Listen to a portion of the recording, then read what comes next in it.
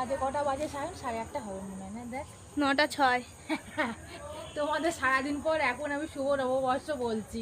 সারাদিন আমার মানে সময় ছিল না একটুও।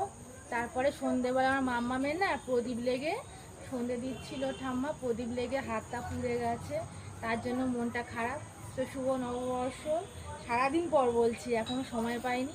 আর এখানটা রাত্রেবেলা অনেক দিন পর ভিডিও বানাচ্ছি, একটু সায়নকে দুটো ক্যামেরা ধরে দেয়, দুটো ভিডিও করব তার জন্য।